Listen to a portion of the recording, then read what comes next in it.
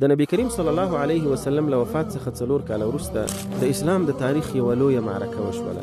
په دې جګړه کې خالد بن ولید او نور لوی صحابه برخه اخیستې وه. په پایله کې 4,000 مسلمانان په شهادت ورسېدل. د چې اوبه واروړې نو د چې اوبه خولې ته نږدې کولې، په دې وخت کې اخواته یو بل صحابي عکرمه ابن ابي جهل هغه وکړل چې اوبه غواړم. حارث اشاره ورته وکړه چې زینه ماتې مه راکوه، عکرمه ته یې واروړه.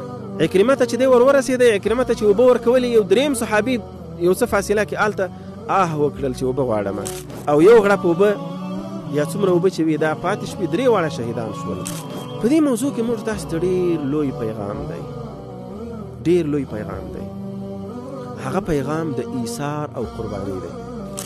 نبی کریم صلی الله علیه وسلم خپل بیبیانو ته احوال واستوه چې کور کې څه شته. ټول بیبیان ورته یا رسول الله اوبه پرته بل شی نشته. تا چې کله ډوډۍ راوړله ماته د کېښودله، په دې وخت کې ډیوه مړه کړه، نو بس میلمه به په تیاره کې ډوډۍ وخوري، ما او تا به یې نه خورو، او دی به موړ شي، د رسول الله میلمه به عذر سي. نبي علیه السلام ورته وویل وایي بېګا شپه چې تاسې څه وکړل، الله تعالی بلا کیف ورته وخندل او ډېر زیات په خوشحاله سو چې ځان ته څه خوښوي بل مسلمان ته تر هغه غوره شی خوښوي. دې ته فداکار او کامل مسلمان ویل کیږي.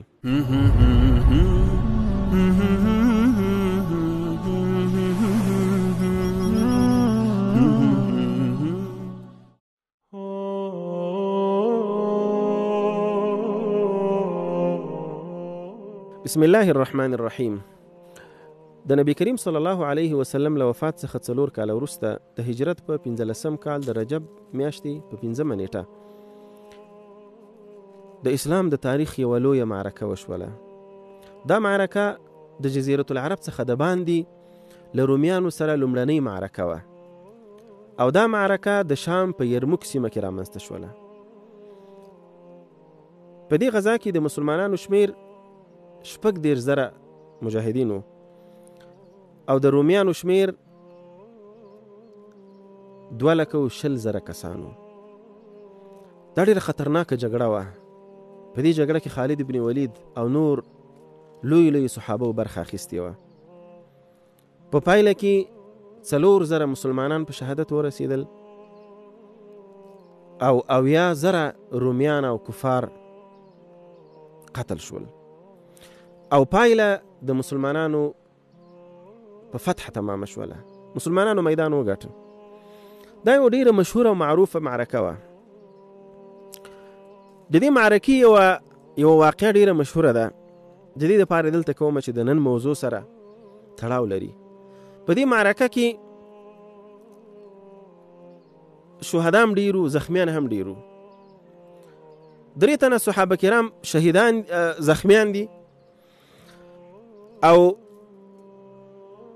دا د زخمیتوب حالت داسې وي چې انسان اوبو ته ډیره اړتیا لري. په دې وخت کې یو صحابي منډې راوهي، اوبه ورسره دي او زخمیانو ته اوبه وروړي. ګوري چې د تره زوی حارث ابن هشام غالبا دی زخمی دی، ده ورته اشاره وکړه چې اوبه درکمه، هغه ورته اشاره وکړه چې بلې اوبه راکړه. ده چې اوبه واروړي نو ده چې اوبه خولې ته نږدې کولې، په دې وخت کې اخواته یو بل صحابي عکرمه ابن ابي جهل هغه وکړل چې اوبه غواړم. حارث اشاره ورته وکړه چې زینه ماتې مه راکوه، عکرمه ته یې واروړه. عکرمه ته چې دی ورسېدی، عکرمه ته چې اوبه ورکولې، یو دریم صحابي یو څه فاصله کې هلته وکړل چې اوبه غواړم. عکرمه اشاره ورته کوي چې ماته مه راوړه، هغه ته یې واروړه. دا صحابي چې هغه دریم صحابي ته ورځي، زخمی صحابي ته هغه په شهادت رسېدلی، ځکه وخت تیر سو.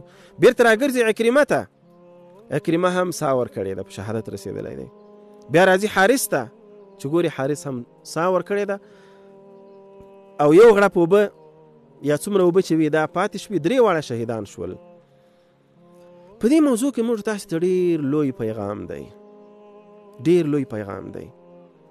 هغه پیغام د ایثار او قرباني دی، د ایثار او لومړیتوب دی. خپل ځان ته په بل مسلمان باندې لومړیتوب ورکول، له خپل ځان څخه بل مسلمان غوره ګڼل، الله تعالی د صحابه کرامو اوصاف بیانوي، بالخصوص د مدني د مسلمانانو، وایي چې ويؤثرون على انفسهم ولو كان بهم خصاصه. وای دوی نور خلق یا نور مسلمانان پر خپل ځان باندې بهتر غني، غوړ وړاندې غني، که څه هم دوی خپل مو یو شي ته محتاج وي، یو شي ته ضرورت وي، خو د خپل ضرورت ورسته کوي، د بل مسلمان ضرورت را وړاندې کوي. نبی کریم صلی الله علیه وسلم ته یو مېلمه راغی.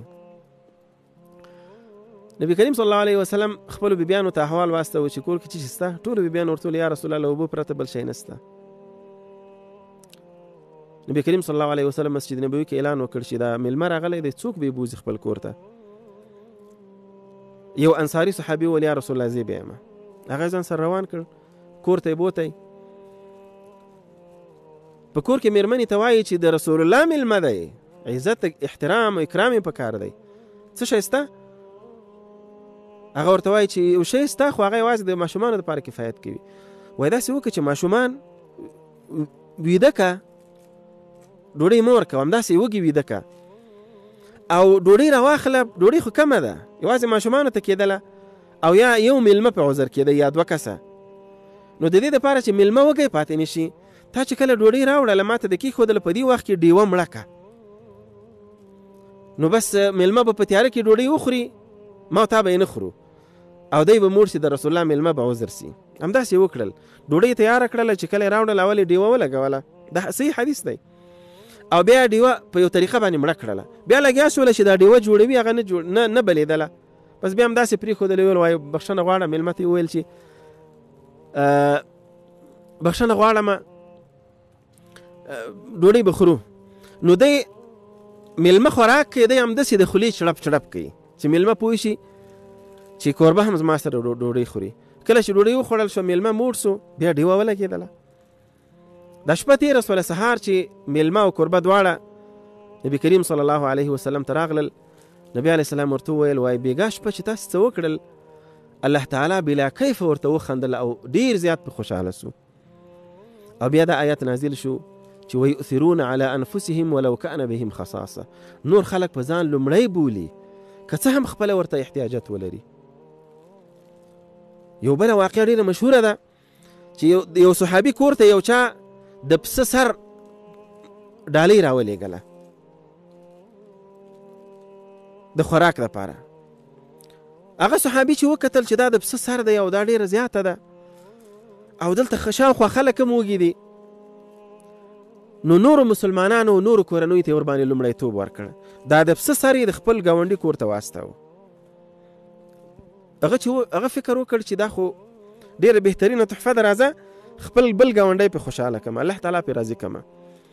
هغه ته ورځي دا د پسه سر، هغه بل کور ته لیږي، بل کور ته، بالاخره په 7 کورونو باندې وګرځېده، بیرته هغه کور ته راغی کوم کور چې صدقه کړی و. ځکه الله تعالی بیا دا آیات نازل کړ چې ویؤثرون علی انفسهم ولو کان بهم خصاصه. صحابه کرام نمونې وې د ایثار او د قربانۍ. له همدې امله علما کرام فرمایي چې انسانان 3 ډوله دي په دې باره کې چې دا یو بل ته په ځان باندې لومړیتوب ورکوي او که نه ورکوي. یو فداکار او کامل مسلمان دی، فداکار او کامل مسلمان دی. دا هغه مسلمان دی چې یو شي ته په خپله ضرورت وي، لیکن خپل ځان وروسته کوي او بل ته لومړیتوب ورکوي. یا دا چې ځان ته څه خوښوي، بل مسلمان ته تر هغه غوره شی خوښوي، دې ته فداکار او کامل مسلمان ویل کیږي. بل دویم قسم کامل مسلمان دی، یوازې کامل مسلمان. هغه مسلمان دی چې ځان ته څه شی خوښوي، بل مسلمان ورور ته هم هماغه شی خوښوي.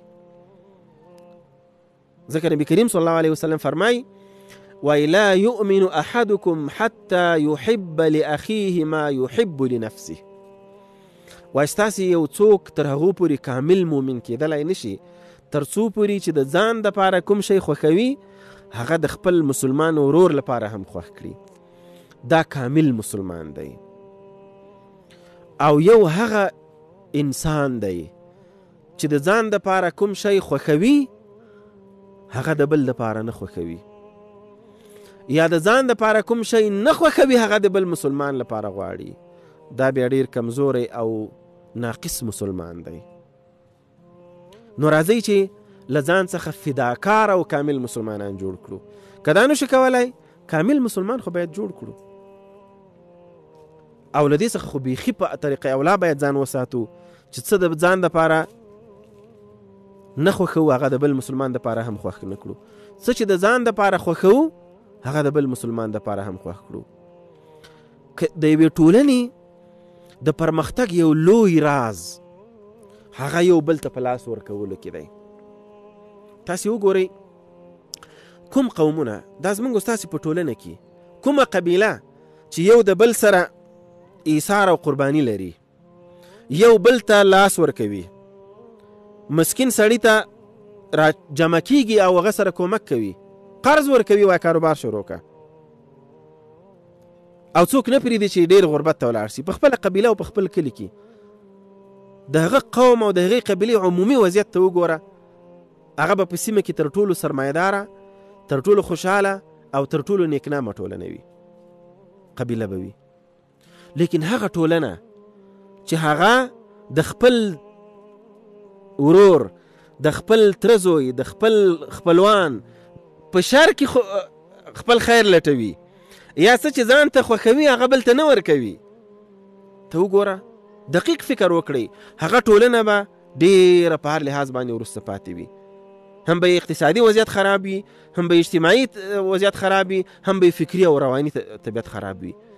نو دا له یو طرف څخه ایثار او قرباني دا یو دینی امر دی، الله تعالی پرې خوشحالیږي، له بل طرفه د پرمختګونو، د پیشرفتونو، د قوت وسایل دي. نو راځئ افغانانو ورونو، راځئ مسلمانانو ورونو، یو بل ته لاس ورکړو، یو بل تقویه کړو، څه چې ځان ته خوښوو بل مسلمان ورور ته هم هغه خوښ کړو، څه چې ځان ته نه غواړو بل مسلمان ته هم هغه ونه غواړو. تاسې بیا وګورئ چې ټولنه مو څومره پرمختګ کوي او څومره قوت ترلاسه کوي. دا له شخصي ژوند څخه راونیسه د ورونو ترمنځ، د تره زامنو ترمنځ، د قبیلې ترمنځ، بلکې د ټولو مسلمانانو ترمنځ، بیا ته ګوره چې امت کومې خواته ځي، قبیلې کومې خواته ځي، او کورنۍ او شخصیتونه کومې خواته ځي. ستاسې له توجه څخه ډېر زیاته مننه. السلام علیکم ورحمة الله وبرکاته.